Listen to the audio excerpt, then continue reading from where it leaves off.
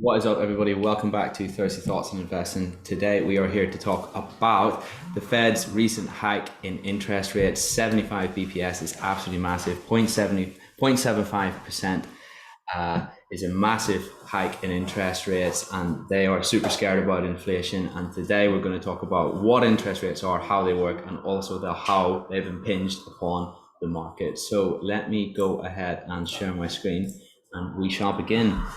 Dentists who invest, Thirsty Thoughts, Fed's hike in interest rates. So, what is the Federal Reserve? First of all, the Federal Reserve is America's central bank. It is the bank which is the only bank in the whole world which officially can print the American dollar, and it gets a say on something called interest rates, which is effectively the rate at which it will contribute back to investors, to people who are depositors in the bank, the rate at which it will pay people who have deposited in the Federal Reserve itself. And the twist here is that the only people who can deposit within the Federal Reserve are, of course, commercial banks. So effectively, it determines the rate at which commercial banks are incentivized to deposit in that bank and keep their money safe versus going out there into the big bad world and being a little bit more risky with their capital, being a little bit more aggressive. It is the safe rate of returns that the banks can get on their money, and presently it sits at 2.25%, which is actually really flipping high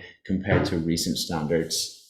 Crazy thing about the Federal Reserve is it's the only central bank in the whole world which is not actually owned by the government. It is owned by private individuals, and no one knows who they are. 8 commercial banks actually own the Federal Reserve. How crazy is that? What are interest rates? Interest rates are one of the levers that the central bank has to control the economy. Think about it like this.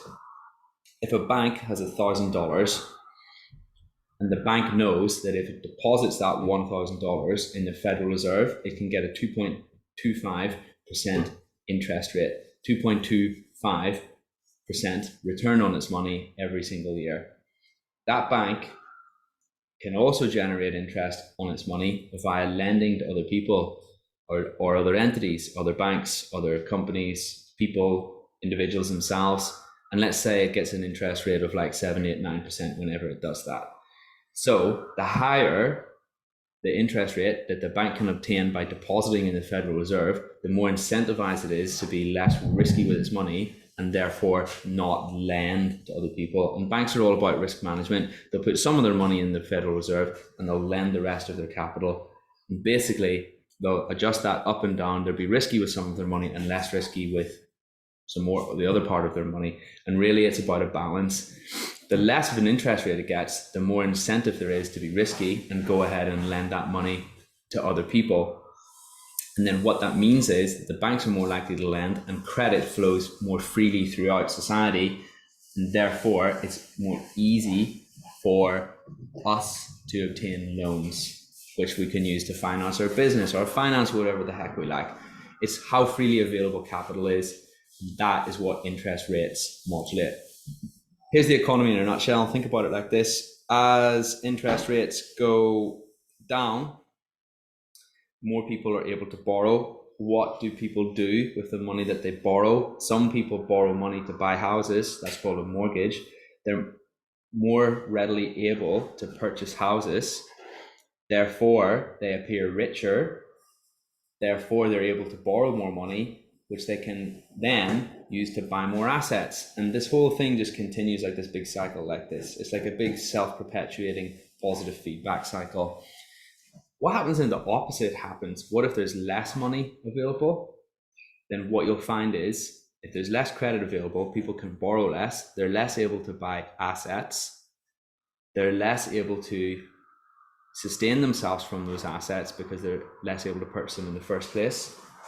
Therefore, in order to meet their obligations for their debt, they have to sell some of their assets, which causes asset prices to go down further, which means people appear less rich and can borrow less.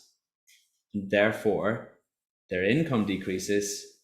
Therefore, their asset value continues to decrease. And it's this whole big negative feedback cycle, okay? And somewhere along the line, there has to be something that changes, maybe some cash injected in, maybe the interest rates increase.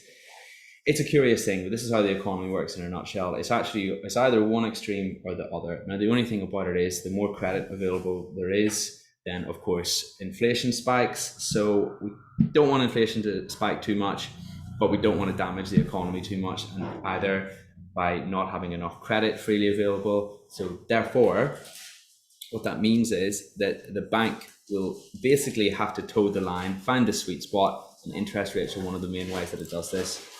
So despite interest rates going up, which obviously is bearish for assets, what we saw was actually a little bit of a bounce or a resurgence today. And you can see that from this little green candle right over here, which is the S&P 500 today.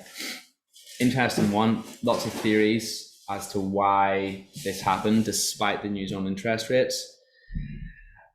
Generally speaking, most people think that it was already priced in. That's one theory. The other theory is that basically the market just does the opposite of what everybody thinks it will. And the reason for that is because that would mean that for whoever manipulates the market, they're able to generate the most money, of course. I am probably in the latter category. I believe that generally whatever we think is going to happen, the opposite will happen pretty much, because people will just push the price the other way to flush out all the people who are either selling or buying based on what the common perception or understanding or expectation of what will happen next is. And therefore it's the most profitable to actually counter trade the market rather than trade it itself for these large people behind these large institutions behind the scenes. That's basically how they make their money. So that's one theory, certainly. That really more applies if you're more of a trader, you're someone who's investing in the market every day, you're dipping in and then you're dipping out. But of course, for most people, the ability to do that is actually quite sought after and takes a lot of training and practice to get to that level. So that's why it's easier for most people just to set and forget, go long, and then just forget about their portfolio for quite a few numbers of years. And eventually when you come back, you'll have generated some serious wealth. So that's it in a nutshell. Classic textbook example of how what everybody thinks is going to happen, quite often the opposite happens, and you really can't predict the market in the short term. But what you can do, of course, is predict it in the long term. And the trend is your friend till the bend at the end, and that has only ever went up over long enough periods of time. Thanks so much for coming along to Thursday Thoughts on Investing today. I shall see everybody next week.